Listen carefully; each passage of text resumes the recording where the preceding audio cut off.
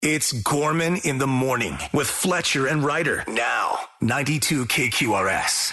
Gorman in the Morning, Minnesota's 92 KQRS. Good Thursday morning. We're with you for the next, feels like 9 hours coming up.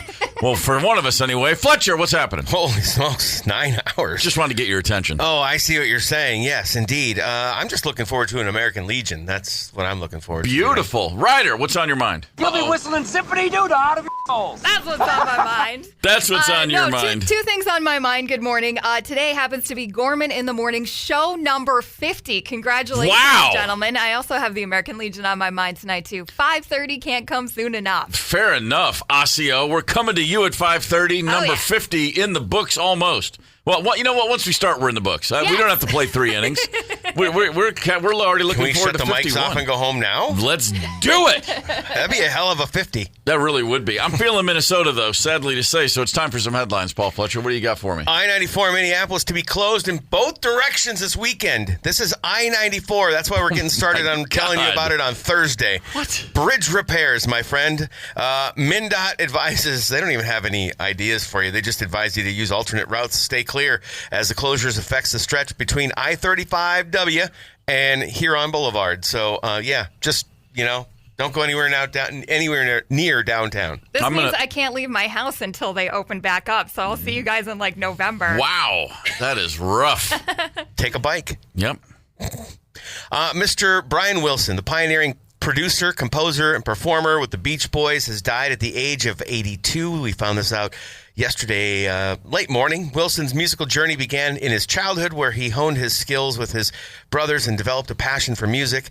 Beach Boys' historic run started with his first song, Surfer Girl, in 1961, and evolved into Pet Sounds, considered one of the greatest albums ever. Wilson faced mental health challenges stemming from his father and immense pressure as a young man, and continued throughout his career, leading to struggles with substance abuse. But despite all of that, his musical legacy as a music-loving kid from Hawthorne, California, and a misunderstood genius who created timeless pop music will endure for generations. I'm not taking a thing away from Brian Wilson. I'm just saying this is a hell of a week for visionary icon pillars of the music industry. Sly Stone and Brian Wilson, just a few days apart. I don't know why I felt shocked when I saw Brian Wilson died. He'd been in poor health and he was 82, but it's just one of those, you see that, I look at my phone and I'm just like, shocking. We'll talk about Brian Wilson throughout the day. Steven Hyden's going to join us at 8:25 to discuss his impact. I know Steven is a lifelong Brian Wilson devotee. We'll catch up with him. Yeah, it was a gut punch, to say the least. Also blessed with a brother named Carl who could hit all those notes. Yeah. Don't sleep on Carl Wilson. Man, that kid was amazing. You know what I said yesterday talking about this? Brian's individual skills were all really, really good or great, but the unit is what made it so incredible, and his vision to bring that unit together. Ringo Starr's 1969 Beatles song Octopus Garden on Abbey Road is the inspiration for a new line of merchandise to coincide with World Oceans Day, which, although was this past Sunday on June 8th, I don't know why this is just coming out now, but there are a lot of items that are out and available. T-shirts, sweatshirts, hats, framed prints, tote bags. For details, you can go to earthday.store. The proceeds are going to benefit earthday.org, which is dedicated to promoting environmental education, conservation, and action. Come on, Ringo, get after it. Absolutely. Right. Still, not too many that long after a career, if you will, could still be relevant enough to sell merch. Well, yeah, no, there's the Beatles and then there's everybody else. Correct. Yeah. And not even keeping it for himself, giving the merch money James away. Was a proud red engine. The dude was the voice of Thomas the Tank Engine, for crying out loud. Yes, he was. This is crazy. A man had the goal of a Guinness World Record by golfing for 24 consecutive hours. But get this, Kelechi Azihi was informed at 3 a.m., about 9 hours into his attempt, that a Norwegian man had just completed an attempt that went on for 32 hours. I probably would have. Norwegians. Right? I would have probably bailed right there. I wouldn't have attempted 24 hours of golf to begin with. But they decided, you know what? I'm going to bump it up from 24 hours to 36 hours. Mm-hmm. And here he is finishing up right here. I'm a champion, I guess. Woo! I'm a world champion. You're a world champion. Yeah. so freaking tired. I'm a world champion. I can't even imagine. Of course, it's a Scandinavian. You got to have the Arctic Circle if you're going to play for 36 straight hours. You can't have any. You got to have that sun up the whole time. Well, the Norwegian was the dude that went 32. This is a New York guy. He golfed through the dark. Oh, really? Yeah. Well, yeah. He's just a total freak. I know. He had friends that had their cameras, phones on. They had I thought glow in the dark balls. I'm picturing fjords and fir trees. Come on. I like golf as much as the next guy, but I've played 2 rounds in the same day like twice in my life, and it's like, I'm good for 27, but 36, man, forget it. I was wondering, why the hell would he do this other than the Guinness record? He works for a nonprofit, and his motivation for the whole thing was to raise awareness, diversify golf for those of color. He's also looking to raise money, and I think he did through this, to construct a golf school in his native Nigeria. So fair enough. Pretty cool motives behind it. Played 1 round of golf in Denmark once. Teed off at 8:30 p.m. and got the whole round in. It was great. Really? Yeah, sunlight. Yeah. Hey, man, it's a beautiful thing. Yeah. The Nintendo Switch 2 is off to a great start, selling over 3.5 million units worldwide within just 4 days of its launch on June 5th. That makes the Switch 2 the fastest-selling gaming device for Nintendo to date. That's unbelievable. If the sales numbers continue like this, industry insiders say 15 million units will be sold by next spring. I keep waiting for the gamer thing to just stop. I guess I need to stop waiting for that to happen. Not going to happen. I just keep thinking one of these days everyone's going to go, you know what, let's just go out and throw a football. Yeah, I guess not. No, it ain't going to happen. All right. Federal prosecutors say 35-year-old Tyron Alexander posed as a flight attendant to land more than 120 free airline flights over a 6-year period. My man! Alexander's accused of using fake credentials to access an airline employee booking system, claiming to work for at least 7 different airlines. Oh. He's like the living, he's like Frank Abagnale. He submitted fake badge numbers and hire dates and was able to book flights without paying for anything. A federal jury found him guilty, though, of wire fraud and unlawfully entering secure airport areas. He now faces up to 30 years in prison. Hopefully he saw the world first. Put him in jail and build a statue to that guy. Right. Well done. 30 years seems like a real long time. Seems like a real long time. Around on a computer. It really does. He just, you know what? He had wanderlust. What are you going to do? Yeah. Took matters into his own hands. Absolutely. Hey, the Minnesota Twins are back off the schneid. Great night last night for Byron Buxton in the top of the 3rd with the glove. He capped off a 40-yard sprint with a diving catch to Semien to left center field in the alley. Buxton on the move. Byron will get there. Diving play by Buxton. Saved a couple guaranteed runs right there. Keep things at bay. And then about 10 minutes later, in the bottom of the 3rd, he did this. And the 2-2, a swinging fly ball left center field. Evan Carter going back. He will turn. Back it goes and gone. Byron Buxton, 479 feet, demolished by the buck truck.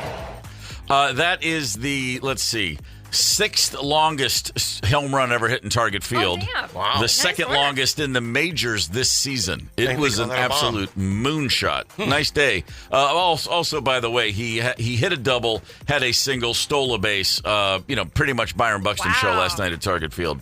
The Minnesota Lynx, they're done. Call it a 9-0 start. Now it's 9-1. Beaten up by the Seattle Storm last night, a 10-point loss. The Lynx had not allowed anybody to shoot 50% in their first 9 games. The Storm last night shot 57%. You're not winning a lot of basketball games when your opponent shoots just under 60%. Yeah. Speaking of the WNBA, Paige Beckers back after missing 4 games to concussion protocol. Had her first I'm here now game in the W, as they say. 35 points last night. Made her first 6 shots of the game. An all-around effort from Paige Beckers. First time she's looked like the Paige Beckers we've been expecting to see, which means she's ahead of schedule. Yeah, absolutely. Doing Hopkins proud. That's exactly right. On the men's side of the NBA bracket, the Indiana Pacers beat the Thunder last night at home. They are up 2-1 in what is shaping out to be one of the most unexpected NBA series in a long time. Benedict Mathurin came off the bench in 22 minutes for the Pacers, scored 27 points. Of course he did. I sat there with my mouth agape throughout the entire game.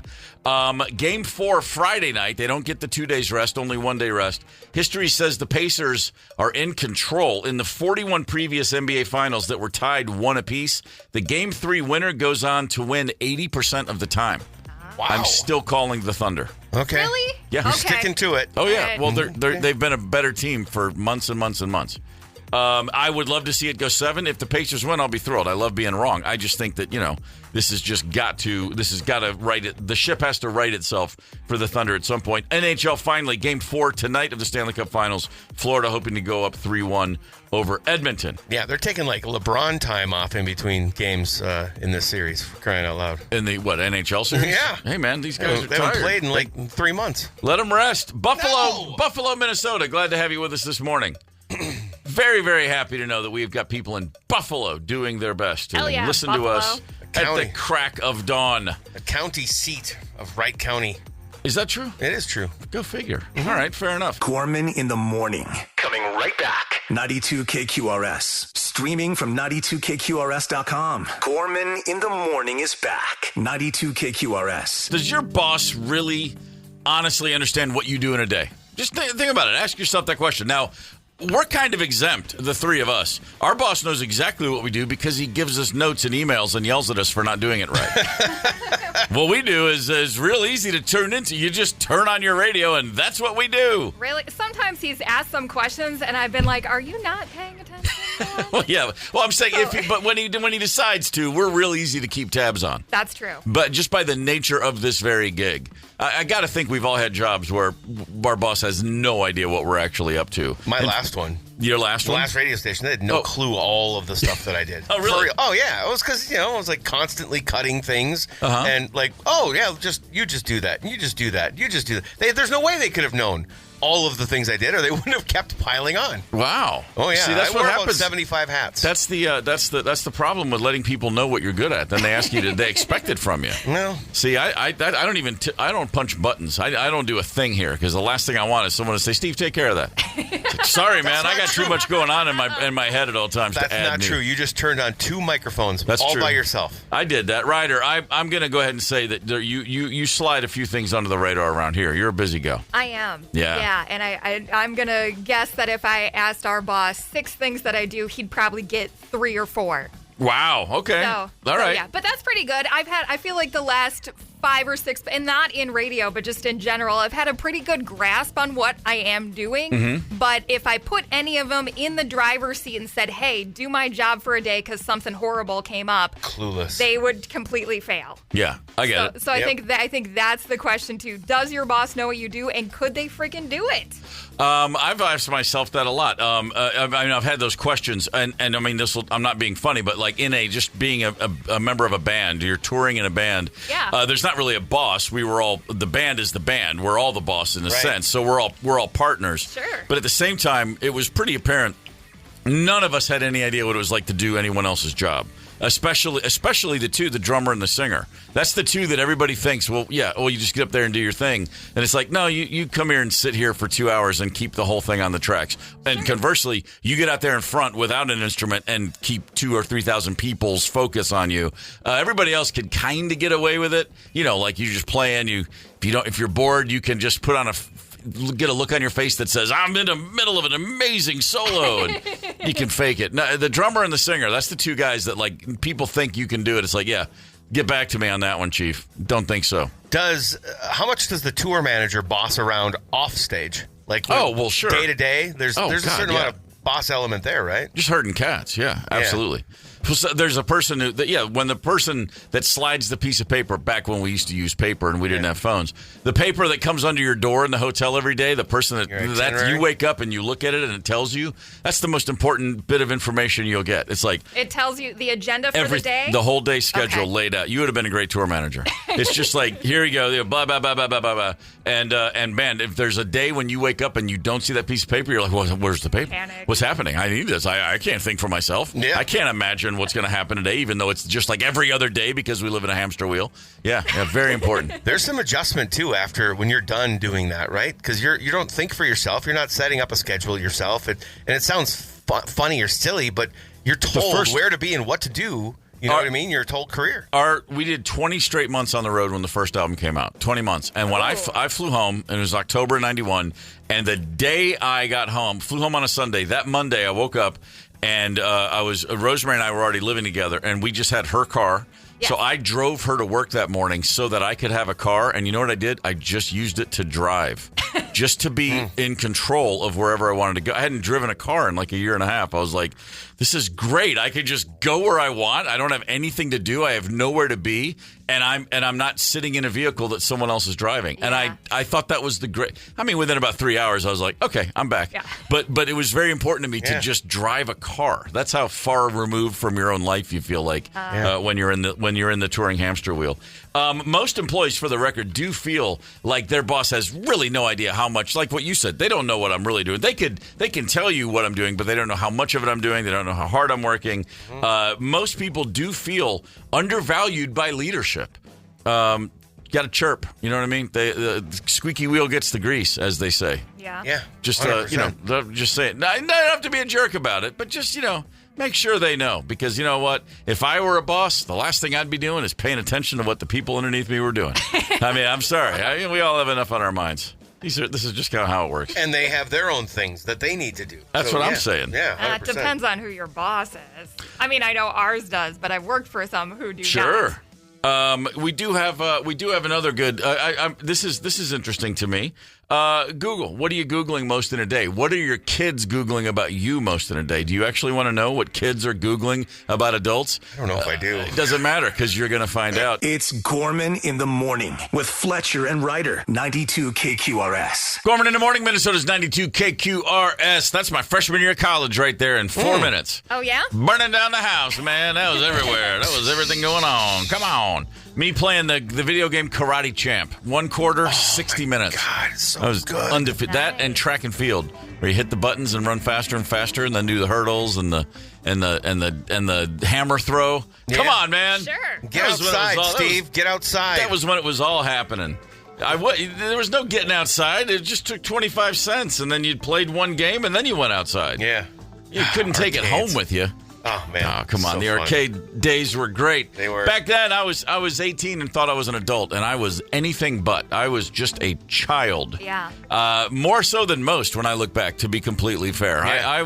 I spent my later teen years never admitting that I'm like, man, everyone's way ahead of me. I just felt like I was watching people age and mature, and I was like, I'm still just kind of a knucklehead. What's going on around me? Probably because I played Karate Champ and track and field all the time. I think you were ahead of your time. Most 18-year-olds your day would be about at that level. Man, that's probably very true. And those are reasonable games to lose time to. Certainly were. Totally fair. Google has shared, as they do oftentimes, they'll share like, this is what is happening in this state or in this region. Here's what people want to know most about, blah, blah, blah. This is a new one. Kids wondering what it is to be an adult. What's happening with adults? The questions kids Google about adults. I bet number 1 is, why are adults so concerned with money? Let's see. I don't see that one on the list, actually. Really? Yeah. Oh, man. Yeah. Did not grow up in my household. Yeah, I was gonna say, yeah. If you'd handed me the old Google box back in the late 70s, that's absolutely what every Gorman kid would have been. What? Really? We can't have extra Frosted Flakes? What's happening here? What do you mean? What do you mean this Carter administration's killing our bank account? What's happening? I'm so confused. Oh. No, the kids that are asking a lot of things about adults. I don't see money on there. I do see this one. Why are adults so tired? That's pretty funny. Oh. I wonder if it tells them that it's you, kid. It's you. Yeah, pretty much. Yeah. It's either the kids or the hangover or both. Usually a combination of both. For me, it's always the kids. 651-989-ROCK if you want to weigh in on what you think the kids are Googling about adults. This is actually my favorite one. It's not number 1. Why are adults so obsessed with Disney? Uh-oh. That's number 2 on the list. One. Really? Yeah, because even kids are like, I don't know, I smell a rat here. like it's like my parents are so into Disney, I think they're going to take me there and leave me there. It's all like a setup, you know? Probably my parents are so into Disney, they might just go without me. Well, that could be it too. Yeah. Wow, that's really interesting that's number 2. Sure, man. I mean, yeah, kids are like, because if your parents are Disney freaks, you probably don't have a lot of friends who can say the same thing. I mean, I know 2 adult couples that are Disney people. They're obsessed with Disney to this day. Yeah. They were parents at our kids' school, and they weren't friends until they met at school. And then because they bonded over the whole, we all love Disney. And I can speak from firsthand watching, their kids would be like, okay. There's another name for parents like that. What's that? Weirdos. Yeah. Yeah, that certainly applies. 651-989-ROCK. What do you think? What do you think the kids are Googling about? There's a few other good ones that we're going to get to. Connect with us on the KQ Talk and Text line. 651-989-ROCK. That's 651-989-ROCK. 92 KQRS. Dave Stewart of Eurythmics wrote and produced that with Tom Petty. Oh, did he? Damn. He did. Dave Stewart went to see Tom Petty and the Heartbreakers at the Wiltern Theater in Los Angeles in 1984 or 3. Or no, I'm sorry. It was a Eurythmics gig, and Tom Petty went to see Eurythmics. Okay. And after the show, backstage, Stevie Nicks walked in. Oh, sure. And Dave Stewart was like, oh, my God, there she is. Yes. And she had just broken up with Joe Walsh the day before. Ooh, and she was feeling sad, and Dave Stewart was feeling froggy. And one thing led to another. And in the morning, when he woke up next to his dream woman, Stevie Nicks, she said, hey, don't come around here no more. Nice. I am so proud of her right now. That's kind of where that came from. Wow. That's the legend anyway. I wasn't there, but that's the story that's been repeated many times. Wow. She's like, yeah, I want hey, it to be true. I want it to be true, too. Let's just make it reality, and then it is. Dave swinging a big bat right there. Wow. And then he was like, hey, Tom, I got an idea for a song. And Tom's like, cool, man, let's do it. And then the rest was history. You know, I've always been caught up on Tom's unique vocals on that song and all the instrumentation that Dave Stewart probably. Yep. But man, the dude playing the guitar at the end is absolutely shredding. I've just never noticed it before. Really? Yeah. It's just like, holy smokes, the last 30 seconds is just like, yeah, wow. Mike Campbell's okay. Pretty good, pretty good second lieutenant right there in the Heartbreakers. 100%. Kids Google a lot, and the top questions kids Google about adults. We already discussed a few of these. Why are adults so tired? Do you guys know what the answer? What Google tells your kids when it says adults experience tiredness due to a combination of lifestyle factors, stress, and underlying medical conditions. Way to freak your kids out. Wow. Yeah. Man, you're like, the kids are going to be like, "What? Can we get one of those cancer sniffing dogs?" Why are adults so stupid is on the list. Oh, really? My favorite. Wow. Why are adults so obsessed with Disney? That's the funniest one to me. But the number one kids Googling. Any guesses before I reveal? Oh, man, it's not the money one. Why are adults always telling me to shut the front door? Pretty much. Why are adults so mean? Kids and Taylor Swift Googling that. I mean, she did write a song about it, for crying out loud. All right. I like to think my kids are Googling about other adults. Well, of course they are. No kid in your house is upset with Teddy Bear. You're doing your thing. You're over there. You're bending over backwards trying to give him a good day. We see your game. Sure. Yeah. You ain't got no poker face, dude. Sure. Thank you very much. Thank you very much. Thank you very, very much. Thank you very much. Gorman in the morning, Minnesota's 92 KQRS. It's time for Rank You Very Much. All right. And in honor of Father's Day, we're buddy. going straight in. Dad-isms. What are the top 3 dad-isms of your life, either as a dad or as a kid of a dad? And we're going to just line them up. And you can share yours with us at 651-989-ROCK. Text in your favorite dad-isms. We've got a few to share, but Paul, what's on your mind? This is one of the toughest ones we've done. There are so many, right? Well, sure. So many popped into head, and to scale it down to 3, challenging for sure. Top 3 dad-isms. Let's go with our number 3s. Ryder, why don't you take us off here? Okay. So this one, I don't know if my dad said it a lot, but I've always liked it. And it was basically, the blank ain't gonna blank itself. So the dishwasher ain't gonna empty itself. Sure. The laundry ain't gonna fold itself. Yeah. Like that sort of thing. That's very good. Yeah. That's a corollary, not on my list, but my dad was a big fan of saying, when we'd be running around, he'd go, hey, find a chair and use it. Yeah. Your ass isn't going to sit itself down, but it was whatever. But it was always the blank ain't going to blank itself is very, very strong. God, I really love to combat you guys when we play this game, but I can't. There's no way to refute that one. That's a really good call. These are classics. I've heard myself say, this peanut butter ain't going to eat itself sometimes when I'm standing there with a big thing of celery, looking at peanut butter, thinking, well, it's healthy if I have it with celery. Oh, it was the green beans aren't going to eat themselves when they were sitting on my plate, and I was not interested. Peas over here. Green beans were good. Peas were not my friend. I have done it before with their ice cream in my hand. Oh, very nice. Yeah. All right, what's your number 3, Paul? My number 3 is might have to amputate. It's my version with my girls has turned in, like when they have a tiny scrape or a bump, looks like we'll have to lop it off. Should we go to the hospital? Wow. Okay. If the pain ain't real, the hysteria tends to wane really quickly when you bring up the hospital. And usually it actually turns into like a giggle. Yeah, the good one.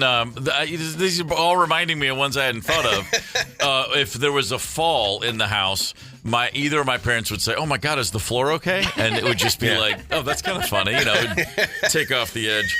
My number 3, and this is one my dad would use, but specifically only if there was if we had cousins staying over or a sleepover, he would be the nice guy with other people in the house, and there'd be you'd start to get a little too cacophonous, and this is as shticky as it gets, but he would open up the door to the basement and holler down there, "Let's keep it down to a dull roar." Oh, I heard the dull roar. Yes. Let's keep it down to a dull roar. And all I'd think is, oh my God, if it was just me and my brothers, he'd come down and just smack us. Right? Yeah, that was good, Dad. Down to a dull roar. Number 3 right there.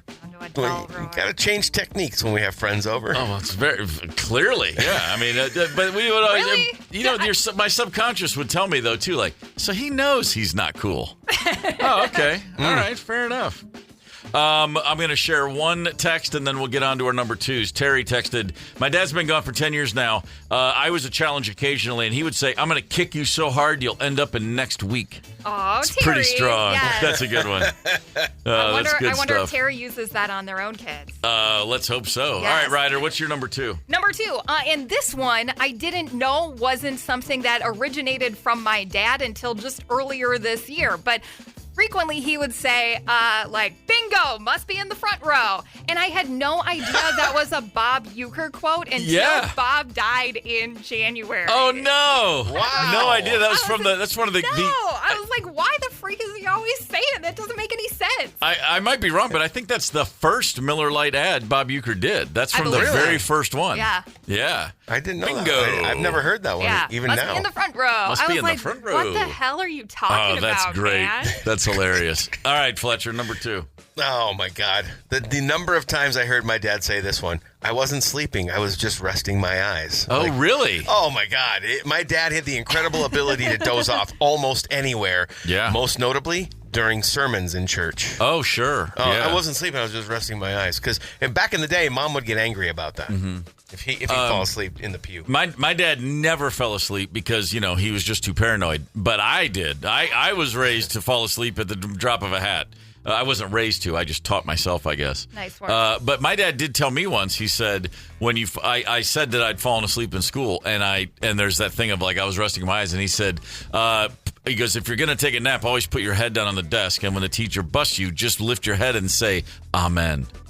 As if you'd been praying. He actually gave me a little. It was a good one there. I was like, wisdom. Yeah. I was like, my dad's telling me how to get away with something. This is weird. Yeah. That's counterintuitive. Yeah. My number 2, and this is one I heard my dad say to me and all my brothers. I don't think I ever heard him say it to one of my sisters. It was just a standard. "I'll give you something to cry about." Oh yeah. Oh man.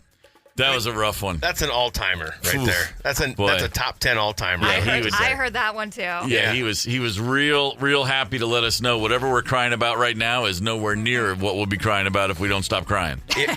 Did either of your dads, when he got angry, would he do anything with his face? Like my dad would always kind of bite his bottom lip, just subtly, or the tongue would go in the teeth, We don't have enough time to talk about what my dad did when he was angry. Biting his own lip or something would have been like a joy. Wow. I'm talking a mannerism or something like that that would indicate that where they could just look at you with that without even saying a word. Oh, my dad and my grandma, his mother, would raise their eyebrows and the wrinkles on their forehead would just all clump together. We're counting down. Rank you very much. Our top 3 dad-isms. We've got a lot of great ones on the text line 651-989-ROCK as well. A few we can't read on the air. One about a boar? Tom just came in with, why don't you use your head for something besides a hat rack? That's genius. All right, that's pretty good. All right, it's time for our number ones, Dad-isms. Ryder, what do you got? Okay, Dad likes that I would help him out with, let's say, home improvement projects. I very much grew up in a Tim the Toolman Taylor kind of household for anybody who watched Home Improvement. Uh-huh. Yeah. So the one thing he would say, and it wasn't every time, but almost always before doing some type of electrical work, he would say, whatever you do, kids, don't try this at home. And then not shut off the breaker for whatever kind of power we were needed to work on. So yeah. Right on. All right, fair enough. These are heartwarming. I grew up scared, so I shut off almost the entire damn house when I do anything. Sure.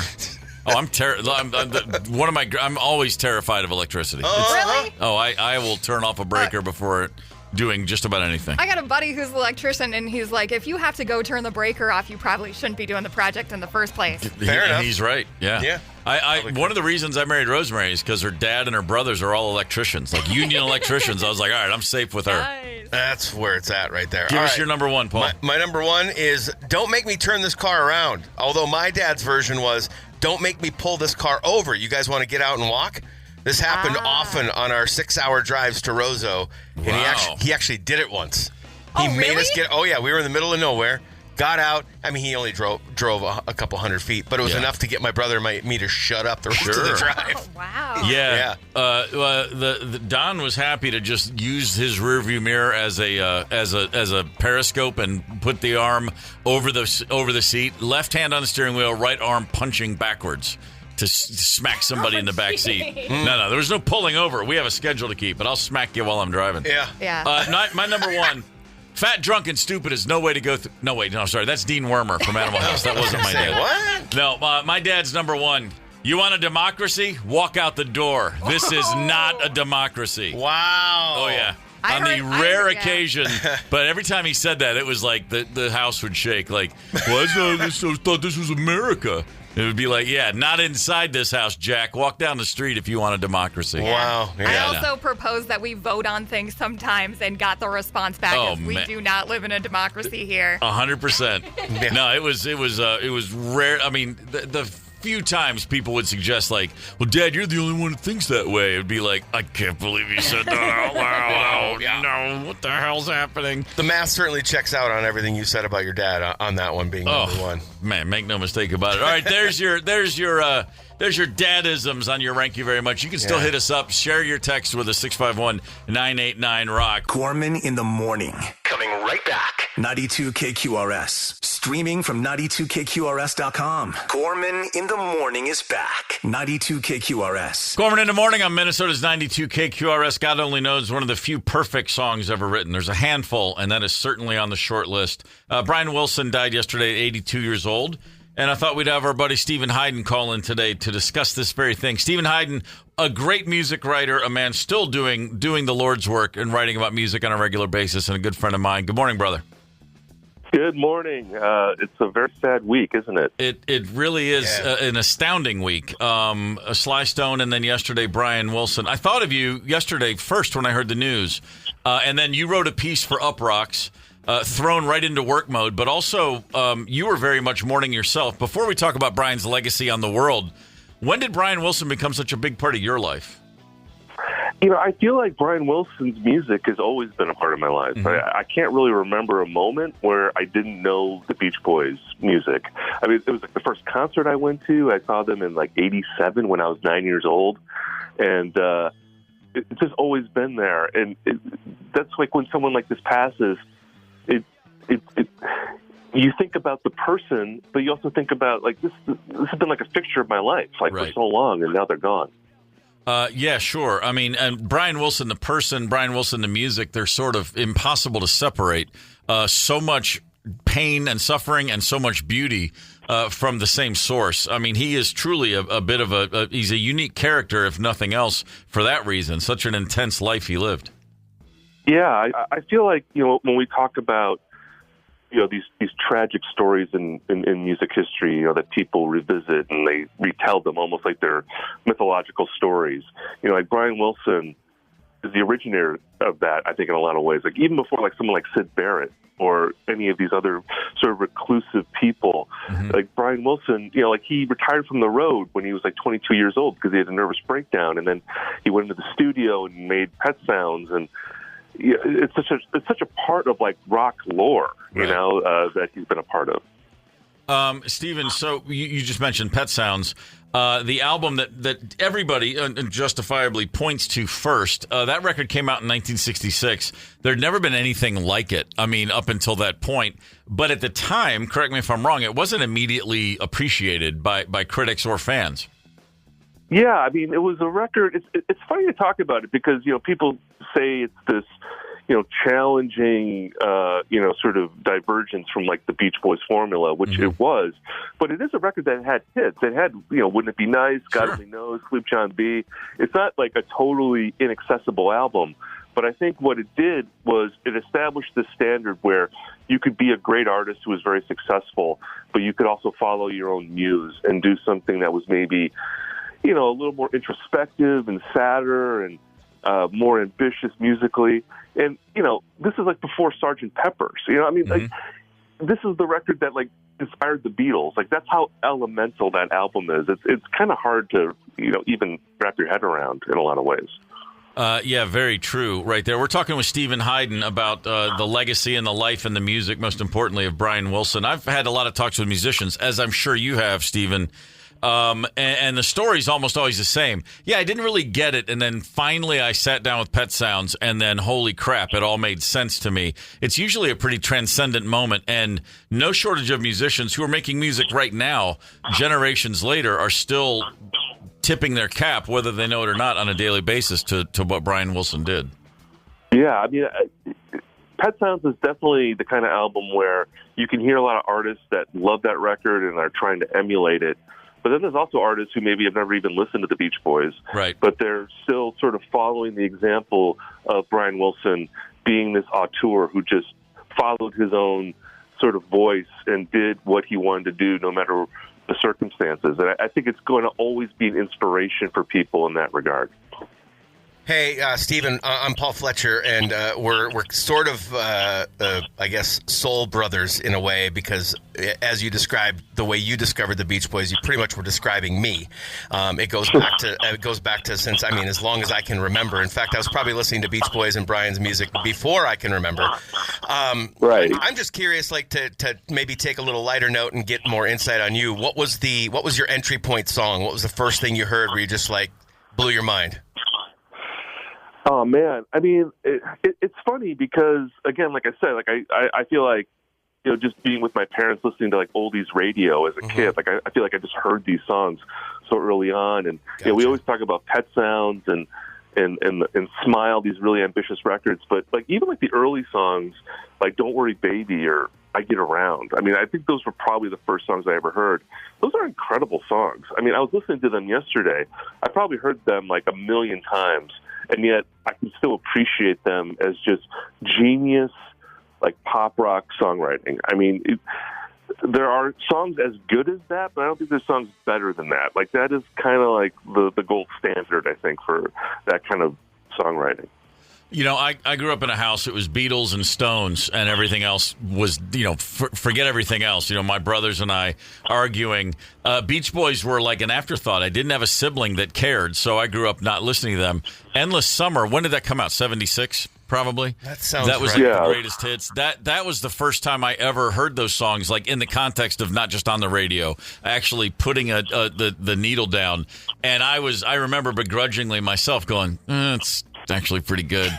Yeah, they had it kind of figured out. Even the super simple songs back then, you know, sure. Shut Down, or like you said, I Get Around, were still so complex because he was taking those harmonies from the Kingston Trio and whatnot that he was inspired by, and then they're doing this kind of like surf vibe with Chuck Berry, and it was like nobody had ever done it like that before, you know. It's and granted it was, you know, pretty early on, but yeah, I can still remember hearing medleys on the radio. Remember when they do medleys, like you get like 3-4 Beach Boys songs in one 4-minute block or whatever? Yeah. We're talking with Steven Hyden on Gorman in the Morning. So, Steven, you interviewed Brian Wilson how many times? Once. Just once. And how was that? Well, it's funny. Brian Wilson is he was a notoriously like bad interview. Yeah. Just because didn't have a great memory. He could say kind of nonsensical things, but he was also like the most accessible like rock icon. Like it's kind of hard to get like Paul McCartney or Bob Dylan on the phone, but you could get Brian Wilson on the phone pretty regularly, but he would always give like one sentence answers. Right. Yeah. And actually, I got to meet him in person 10 years ago, and we were talking, and after about like 7 or 8 minutes, he just got up, extended his hand, and said, "Thanks for the interview, man," and then left. And, like we were in the middle of a sentence, I think, and he was just like, "I'm out." Yeah. But it was like meeting like Mark Twain or Abraham Lincoln. I mean, this is like a monument of America. You know, like his music is just like it doesn't get more American, I think, than the Beach Boys. And so just to be able to meet someone like that was surreal. In 2004, I think that's when the re-release of a Smile, or the release, I guess, of Smile. I actually got to do a phone interview with him as well. And I did this whole thing because I felt like I'm never going to have a chance to talk to this guy again. I'm going to lay out the whole fandom on him and just thank him and share my appreciation for everything he's done. And it was probably, in the grand scheme of things, maybe 45 seconds or a minute and a half. Felt like an eternity. And at the very end, he goes, "That's great. Let's get on with the interview." And it went, and then a minute and 57 seconds later, we were done. Yeah. I was doing interviews on a regular basis. I had 15 minutes of good content, and I got maybe a minute 58 out of the guy. Yeah, it was just, but it was, it's weird because you're talking to this guy who's a legitimate genius, but still kind of is like talking to a child. Mm-hmm. Yeah, I mean, my favorite Brian Wilson story, people were sharing this yesterday, is because people, I think every day of his life, people were probably telling Brian Wilson how much they loved him and how much they thought he was a genius. Right. And there's a story about Don Henley gave him a copy of a vinyl of Pet Sounds and asked him to sign it. And Brian Wilson wrote, "Thanks for all the great music." And then he crossed out "great" and put "good." No, sorry. Thanks for all the good music. It's not great, guys. Yeah, right. That's fantastic. Wow. He had a good sense of humor too. He had more going on maybe than he showed sometimes. I would think so. Along with all of the other things he was suffering from, clearly he had learned the less you show of yourself, probably the safer. I mean, Bob Dylan's been running that racket for 60 years. Right. Can't get a straight answer out of him. So that's something Brian Wilson certainly learned. Steven Hyden's with us on Gorman in the Morning. One thing, and so Steven wrote a piece yesterday on Uprocks, uprocks.com. You can find it. It's great. But I love the image of you at the era of Kurt Cobain and Eddie Vedder taking over the world. You're a 16-year-old kid just blasting Beach Boys songs in your sad bedroom, connecting. But because this music is so uplifting and powerful, but lyrically it's really devastating. I mean, I think he really is unique in the most beautiful, heartbreaking, gut-wrenching, saddest things. Is the true juxtaposition, really, the whole thing. Well, yeah, Beach Boys, obviously, they have this side where it's like fun, and I Get Around and Surfing Safari. But, there's all these beautiful ballads that he wrote that I think are just some of the most beautiful music I ever heard, like Warmth of the Sun or, In My Room. Mm-hmm. I Just Wasn't Made for These Times, Till I Die, Surf's Up. I mean, these are just staggeringly beautiful songs. And the thing with the Beach Boys, you guys were touching on this a little earlier, there's like a lot of like kind of cheesy things about the Beach Boys, like, especially if you aren't familiar with them. Like when I was a kid, they were the band that always went on Full House, and they were hanging out with John Stamos, and they were like the Kokomo band. And getting into them and was kind of a shock because you realize like, wow, they're not just this sort of beach surfing band. They have just these, again, just the most melancholy, beautiful, introspective music. And it really is kind of like perfect wallowing music. And, and in the 90s, too, like when I was growing up, I do think that there was like a Beach Boys renaissance. I mean, you did see a lot of bands trying to make like their version of Pet Sounds. Whether it was like Wilco or Flaming Lips or Fiona Apple had like a lot of kind of Beach Boys stuff going on. Elliott Smith. They were, I think every generation discovers that record and they take something from it. Jellyfish went 2 for 2 on with two great albums where they were like, let's take as much as we possibly can from the Beach Boys without overtly ripping them off and turning it into something new. Totally. Yeah. I mean, if you're not familiar with the 2 Jellyfish albums, please, by all means, familiarize yourself because they are absolutely as good as music got in the 90s to me. Hey, Steven, my last thing for you is, and I'm looking for your opinion on this because this is the thing that lingers with me. It's what made me sad yesterday more than anything is I worry that he put so much more joy into the world than he got out of it. What do you think? I mean, from your perspective and the research that you've done and talking to him, et cetera, do you think he got more of that back than I realize, or do you think it was pretty troubled all the way to the end?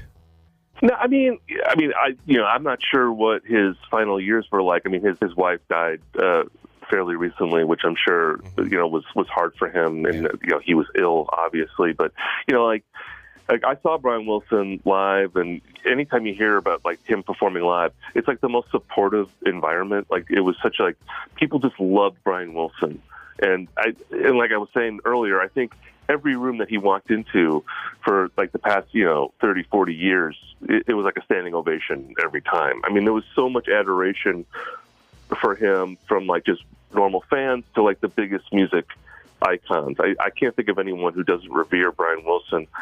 So I'd like to think that did penetrate whatever was going on with him in his mind.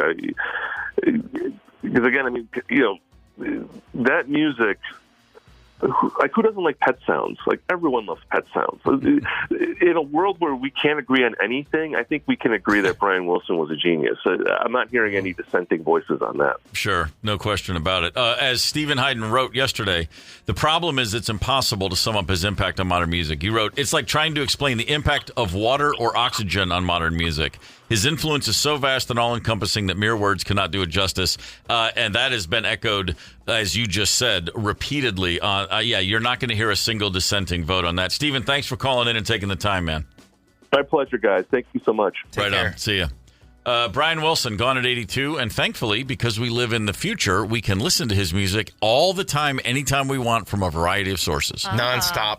It was all day yesterday for me, and it's going to continue to be. One wonderful part of living in this dystopian future. Music is always around, and music always wins. Thank all right, God. We got headlines in just a few. Gorman in the morning. Coming right back. 92 KQRS. Streaming from 92KQRS.com. Gorman in the morning is back. 92 KQRS. Gorman in the morning, Minnesota's 92 KQRS. Good Thursday morning. It is June the 12th. I'm feeling Minnesota, which is Paul Fletcher's cue to lay some headlines on me. It's getting serious in the construction world, friends. 94 Minneapolis going to be closed in both directions this weekend for bridge repairs. I-35W to Huron Boulevard. Just take alternate routes. Steer clear. Yeah. Head for open waters. What alternate routes? Okay. A bike, I think. Probably take a bike path. That's your best option. Oof. Yeah. I'm going to have to get on the train and get everywhere. Heading to that Loons game. I'm going to leave tomorrow night. Yeah. Do that. Maybe just grab a hotel room right by. Jeez. Yeah. Brian Wilson, the pioneering producer and composer of the Beach Boys, passed away at 82. He, I've influenced pretty much everything that we've ever heard, for the most part, including Pet Sounds, considered one of the greatest albums ever. We just actually had a great chat with Steven Hyden. If you missed that, you can podcast it later, wherever you get a podcast, thanks to Devani's Pizza and Hot Hoagies.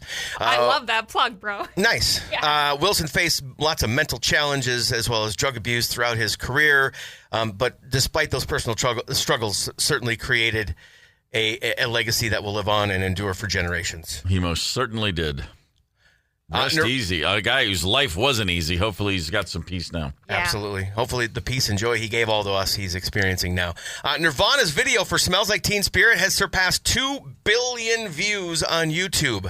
Not many videos have ever done this. It was uploaded in June of 2009, and it hit billions of views hit billion views in 2019. But now after 2 billion, which is kind of a lot. Good Lord. Yeah. All hail those anarchy cheerleaders. No kidding. And not to mention the coolest janitor in the history of music videos. Yeah. Ringo Starr's 1969 Beatles song Octopus Garden on Abbey Road is the inspiration for a new line of merchandise to coincide with World Oceans Day, which turns out was this past Sunday, June 8th.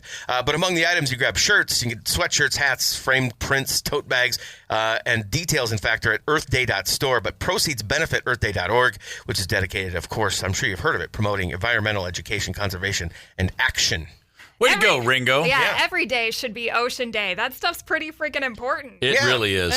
Water? Yeah? Yeah. Okay. You guys don't remember the late 70s. There was a special, like an ABC, a network show, a Ringo show, and he played a character named Ogner Ratz, which was Ringo Starr spelled backwards. Nice.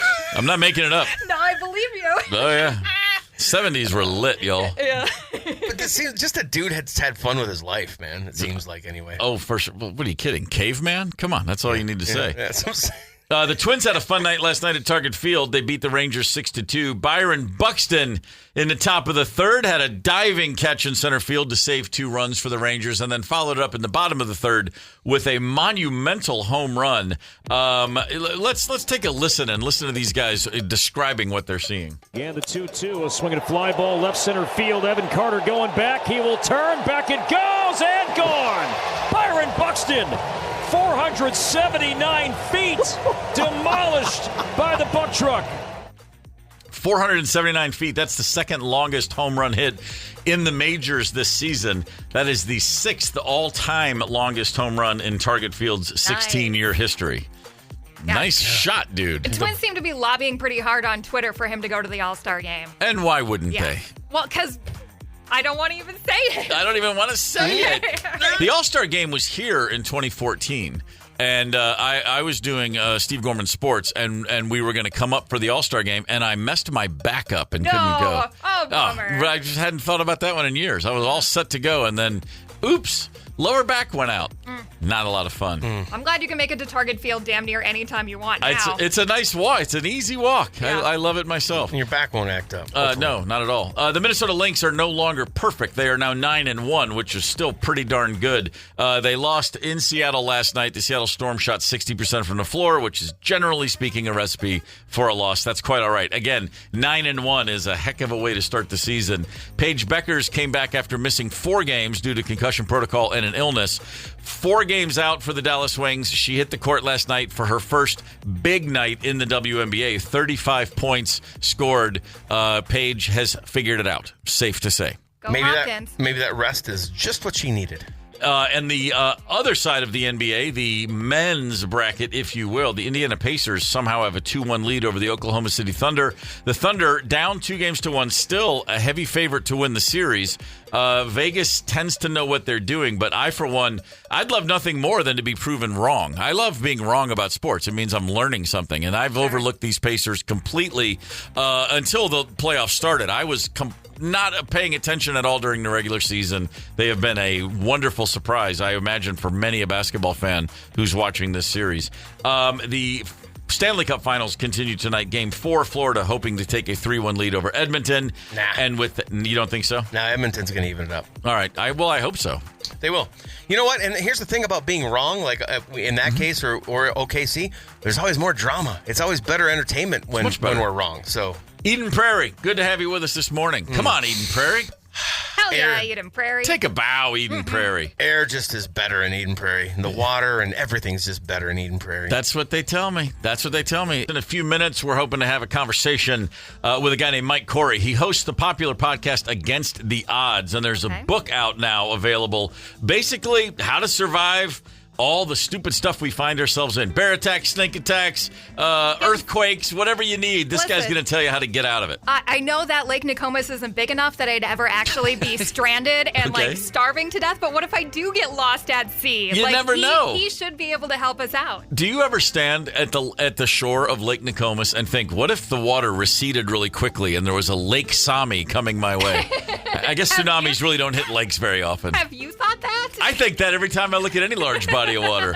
Rosemary and I were up in Lutzen last month, and I'm looking at the big Gitchagumi, and I'm thinking, what if the water just receded? Like, anytime I'm seeing, I always picture a tsunami on its way in. So, those are the sort of things that go through my mind. And that's probably because I spend a lot of time listening to things like Against the Odds. as it were. So this is now, okay, so if you know the podcast Against the Odds, very popular. Now there is a book of stories taken from that podcast. It's called How to Survive Against the Odds, Tales and Tips for Animal Attacks and Natural Disasters. And with that, we welcome Mike Corey to Gorman in the Morning. Good morning, Mike. Good morning. How's it going? Going great. We're safe. We're indoors. It's not too hot. There's no snakes around. We're doing awesome. You strike me as a guy who's constantly looking at danger and figuring out how to get away with it. Are you somewhere in a safe location right now? Actually, I'm over in Hawaii right now. We're doing a little spearfishing project, and so right now I'm mostly chilling, even though it is about 4 a.m. where I am. Yeah, very, very impressive start to the day. Okay, spearfishing. I got to think things could go awry with spearfishing. I would imagine. You host this podcast, which must be a lot of fun. You must be endlessly blown away by what people have endured and how they've gotten themselves out of a jam. That's exactly it, and that's why the podcast is so fun to be able to host. There's a team that comes together to make it happen, and just telling those true survival stories of people who actually found themselves unintentionally in all sorts of strange scenarios, like adrift at sea or attacked by a shark or lost in the desert. And just being able to tell their story and then be able to have the viewer kind of be there. We add sound design. We act out the voices. So it's really immersive. And the podcast has been so much fun to host. And the book is based on the podcast. We tell shorter stories of these people who have actually survived and go over what they did do, what they didn't do, what was right and wrong. We consult experts. We give you tips. But ultimately, the human being is such an amazing creature. We are weapons of mass adaptation. And you might not think you'd know what to do or you would be able to survive if you were adrift at sea, but our bodies and our minds are capable of great things if we actually put them to the test. Mike Corey's with us on Gorman in the Morning, the popular podcast Against the Odds. If you have a question for Mike, you can still text us 651-989-ROCK. Mike, a text came in, and let me ask you, because I've heard this, is it true? Real simply, regarding bear attacks, black attack, brown lay down, white good night. Does that check out? It checks out, but what about koalas? They missed that one. Yeah, right. So my dream of going to the Arctic Circle and wrestling a polar bear, I should probably drop that one right now.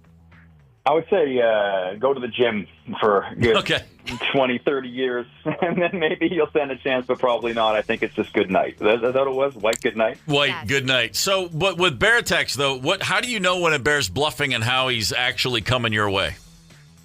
Right, and so a bear generally will do these bluff attacks to try to scare you away. And so you want to act big. You want to yell. The most common thing is, "Hey, bear!" But you can yell anything. You can yell, "I'm scared!" Yeah, right. And it'll probably still work. But with bluff charges, they'll come at you. But there's some signs that you need to know if they're not bluffing, and that is especially for like a brown bear, like a grizzly bear, them gnashing their teeth and pounding the ground with their front paws. Those are good indications of aggression, and that the whole bluffing thing might not be working after all. Oh, boy. Okay, good to know. I live in a constant state of snake fear. Other than simply avoid snakes, give me a couple tips out there. How do I know when a snake is angry and it's not rattling like some other type of snake? Right. Actually, on my adventures, we've encountered quite a few snakes. There was one, I was in the Congo, and I was lost in the Congo, and we got attacked by a green mamba, which is this big 6-foot snake that can rear itself up to be like almost at eye level, and it came out of the jungle. And I was with some tribe members, and for them they bonked it on the head, and then we cut it up and we ate it for dinner, which is kind of ironic, isn't it? Eating a venomous snake for dinner. It makes you understand that there's venomous and there's poisonous. And venomous, if it bites you, you die. But it's poisonous, if you bite it, you die. Understand the difference? Sure. And with snakes, it's the cool things to know, and we explain this in the book too. There's like different snakes have different kinds of toxin, of venom. That kind of snake, like a green mamba, has a neurotoxin, so if it bites you, it stops your muscles. And your muscles are also your heart and your diaphragm, which makes you breathe. So that's probably the worst one. But for example, like a diamondback, in the States, they have hemotoxic, which affects your blood and the clotting, and that can be very dangerous. Or there's like necrotoxin, and it makes it basically pre-digests your body, which can cause a lot of damage as well. But if you find yourself with a snake and it bites you, the best thing to do is take a photo of it, or if you're going to smack it with a shovel, take the actual snake in, because if you get an antivenom, they need to know what exact snake it was, because then they can give you the exact right antivenom. And generally, a lot of snakes, it's not always you get bit and it's game over. A lot of them, if you can get there fast enough, it's fine. And also, snakes sometimes give warning bites where it could be a venomous snake, but it'll bite you and actually it won't inject any venom. It's more kind of like, because they don't want to get rid of their venom. It's like their weapon, and the more they use, the more they have to generate, and it's more calories and effort for them. So those are some quick tips. That's so comforting. It is a little bit of comfort there. Exactly. Mike Corey, host of the podcast Against the Odds, and the book How to Survive Against the Odds, Tales and Tips for Animal Attacks and Natural Disasters. You can grab that thing anywhere you buy books. It's from HarperCollins. So when you've interviewed and you've spent time with people who've survived really extreme situations, is there a common thread, like psychological profile? What do you think how do people, like you said, the human body is constantly evolving, and people can survive incredibly thin odds. Is there something that these people all share? Is there a certain profile you think? Everybody has it deep inside them, and that's something we talk about often in the podcast and in the book. But the number one killer out there is just panic. Being in a situation, feeling completely overwhelmed, and then just doing things out of fear, not on knowledge, and just making a mistake. And in those situations, sometimes you can't afford to make a mistake. And part of that, being able to get rid of that fear and panic, is just, like I said, knowledge. Knowing that you listen to the podcast about the episode with the volcanic eruption, or read the book and read the chapter about the snake bite.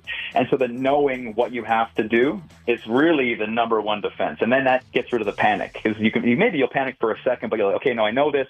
I'm supposed to, let it bleed, not get my buddy to suck the poison out of the bite. Right. Take a photo of the snake, get it to, get to the hospital, all these things. And yeah, it's just getting over that fear, man. But the antidote to fear is knowledge, and that's the point of the book. So, Mike, I grew up with tornadoes as a regular springtime threat, and we were always told things back in the day that I don't think still really apply. Like if you're on the highway, run up under a bridge, or I've also seen like open windows in your house. I mean, what's the latest tornado protocol? Because every year we seem to get more and bigger tornadoes.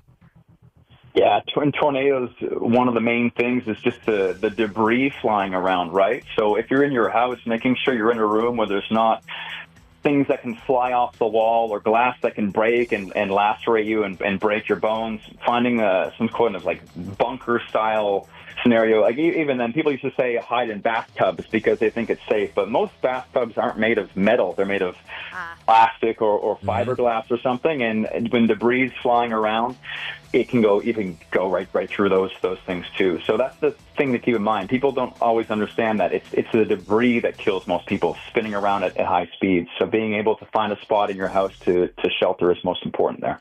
Mike Corey, the podcast Against the Odds, I've listened and I love it. The book, How to Survive Against the Odds, Tales and Tips for Animal Attacks and Natural Disasters.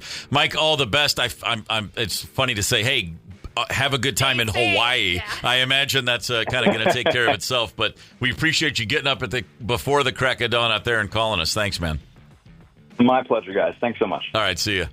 It's a good gig. Just basically. Is it figuring out how to save people from sharks? I was thinking it's a good gig talking to the people who have done it. Like, you're like, hey, tell me what happened. And then you get to sort of vicariously live through their incredible nightmares that we don't have to experience ourselves. That podcast is great. I don't want a job where I run into a green mamba. I don't want that part. Yeah, I'm going to leave that one to Mike as well. Hey, nominations are due today for KQ's Father of the Year. Our Father of the Year gets a grill from Fratelloni's, $500 to spend with Dennis Kirk, and other KQ gear and prizes. Shout out your dad or your kid's dad or any cool dad you know at 92KQRS.com. Sponsored by Fratelloni's Hardware and Garden and Dennis Kirk. And we haven't mentioned really that much today that we'll be in Osseo at 5:30 p.m. Damn straight. Yeah, our friend Hummus Bob said girlfriend Kelly's going to be there, so we're going to have a blast. I think that we're going to do some double or nothing tomorrow, so if you want to be on the radio, come find me. and we'll turn you into a celebrity. Big Perfect. fat radio star. Damn straight. I like the way that sounds. All right, we're just about out of here, but we still have time for the last word. The 1912 Stockholm Olympic Games. Uh-oh, what happened? Wonderful event. Okay. Eugene Edouard Monod of Switzerland won the first ever gold medal in architecture. What? There used to be a gold medal, an Olympic medal for architecture. Well, they would give out gold, silver, and bronze. Sure. You had to you had to draw a link between art and sport. There were several artistic categories, one of which was architecture. Geez. They allowed for work that had already been built, and also speculative designs to enter, as well as designs for town planning. So you could say, like, this is how I would design a wrestling facility. I want them to do it. This is a ski jump, or this is just simple, good old-fashioned town planning. And yes, they gave out medals for that in the Olympics. I say bring back architecture. Yeah, but I want it built out of popsicle sticks. Like Even better. I want something concrete. Hell yeah, let's do it. Tomorrow on this very show, Gorman in the Morning, Jackie Cation, very, very funny comedian, will be with us. Wisconsin's own. I know she's moved to California in the meantime. Yeah, whatever. Yeah. We're also going to be giving away, Pixies tickets. Holy crap. Uh-huh. Playing a little game called Double or Nothing. Listener involved in Double or Nothing. That's always fun. Yeah. Get out tonight to the American Legion in Osseo right about 5:30, and I might put you on the radio tomorrow. Right on. If that doesn't drag your ass out to Osseo to the American Legion at 5:30, I don't know what else will. Maybe boat cruise tickets. Oh, that's true, too. So. Maybe boat cruise tickets. Gorman in the Morning is also Gorman on the go. Get the 92 KQRS app and stream live or catch the Gorman in the Morning podcast anytime. 92 KQRS.